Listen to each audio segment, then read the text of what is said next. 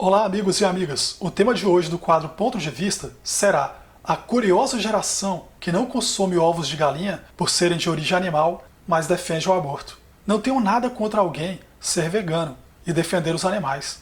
Esse pensamento, ao meu ver, é até uma atitude nobre. Contudo, o problema reside nas contradições que muitas vezes isso representa, porque algumas pessoas dizem não consumir qualquer alimento de origem animal, inclusive ovos de galinha, que são de onde vêm os pintinhos, e ao mesmo tempo se declara a favor do aborto de fetos humanos.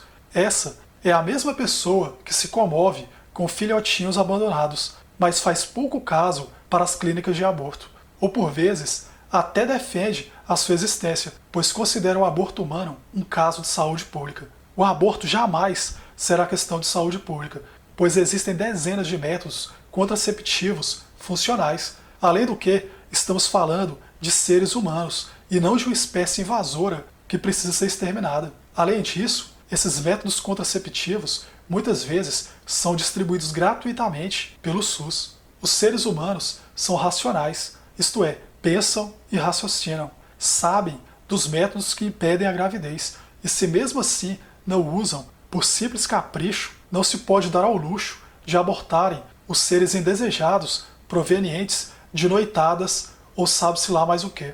A descriminalização pura e simples do aborto é a legalização da irresponsabilidade, da ignorância e principalmente a banalização da vida humana. É a aprovação do extermínio dos já concebidos, mas ainda não nascidos, sem se esquecer dos danos psicológicos a médio e longo prazo que as abortantes são obrigadas a suportar.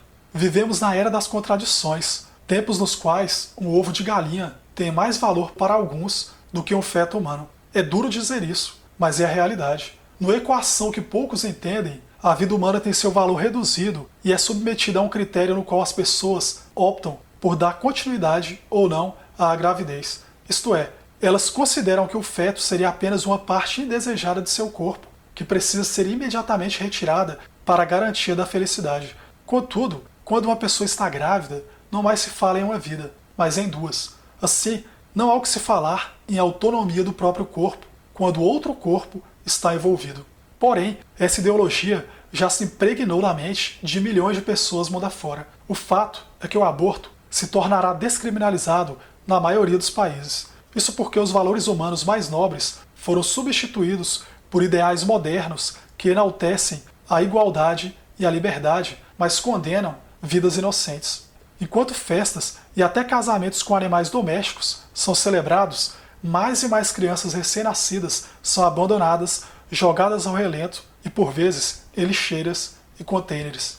Dizem os defensores que o aborto diminuiria a criminalidade. Eles preveem que os fetos, se nascidos, se tornariam criminosos. Mas qual crime os inocentes cometeram? Para alguns, foi o fato de haver nascido sem ter sido planejado, ou seja, marcado em uma data futura de uma agenda inexistente, pois ao passar dos 40 anos, a mesma pessoa dirá que optou por não ter filhos para não atrapalhar seus planos profissionais ou seus sonhos de vida. A pessoa tem o direito de escolher ou não ter filhos, mas se ela engravidou, seria lógico dar continuidade à gravidez, tendo em vista que se trata de uma nova vida. Ressalto que o aborto legalizado já existe e ocorre nos casos de a gravidez pôr em risco a vida da gestante, gravidez resultante de estupro e feto anencefálico. Esses são os 3 casos permitidos pela lei. O que se quer atualmente é que o aborto seja legalizado em todas as circunstâncias. Alguns chegam ao ponto de defenderem que o mesmo ocorra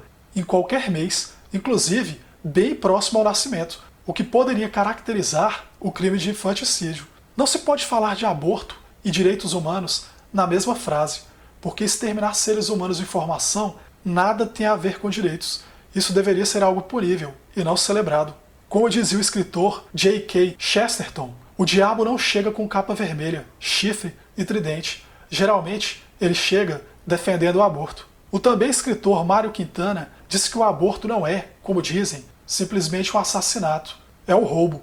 Nem pode haver roubo maior, porque ao malogrado nascituro rouba-se-lhe este mundo, o céu, as estrelas, o universo, tudo. O aborto é o roubo infinito. Madre Teresa de Calcutá refletiu que um país que aceita o aborto não está a ensinar os seus cidadãos a amar, mas a usar a violência para obterem o que querem.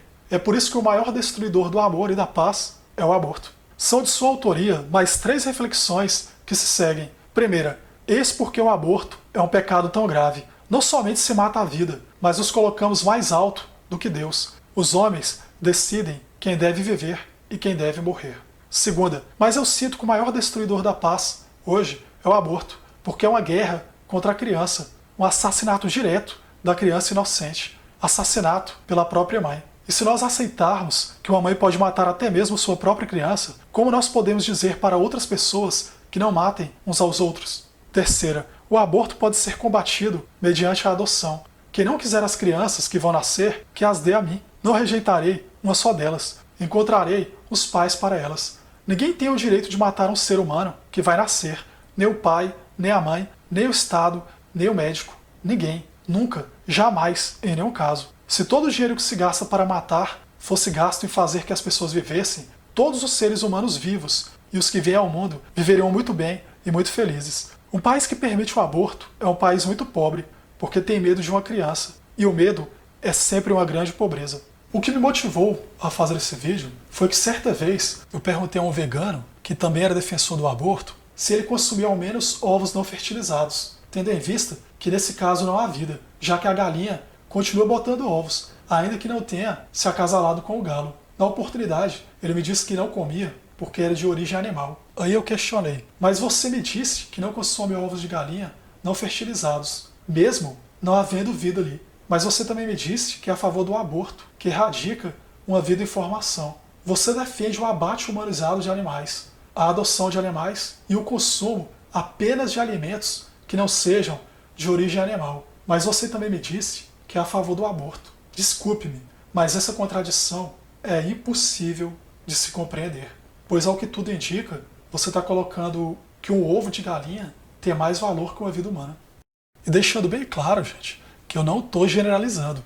Até porque tem pessoas que são veganas, vegetarianas, que não defendem o aborto. Ou seja, que não aderem a esse tipo de contradição. Além disso, é impossível no mundo moderno se privar de todos os alimentos, vestuário e mesmo produtos de beleza que não fazem uso de alguma matéria-prima de origem animal. Tudo o que imaginarmos tem alguma substância que se originou de algum ser vivo. É aí que vem outro dilema. Se usarmos apenas produtos totalmente sintéticos, eles certamente poluirão o meio ambiente após o seu descarte, pois não existe, na maioria dos países, um descarte consciente, ou mesmo fazem uso da reciclagem. Claramente, pouquíssimas indústrias e empresas estão preocupadas em investir em materiais biodegradáveis, ou aqueles que não afetam lesivamente o meio ambiente. Essa é a infeliz verdade. Então, aí sim estamos diante de um problema de saúde pública, porque a poluição afeta a todos os seres vivos, sejam eles seres humanos ou animais, e não o aborto, que não é caso de saúde pública. Ele é, na verdade, uma autorização de que a vida humana pode ser exterminada a qualquer momento, desde que seja vontade da gestante, do pai do futuro bebê, ou mesmo por imposição do Estado. E aí eles decidem, como disse a Madre Teresa de Calcutá, quem deve viver e quem deve morrer. Eu encerro mais este vídeo por aqui. Um abraço a todos e até mais. Se cuidem.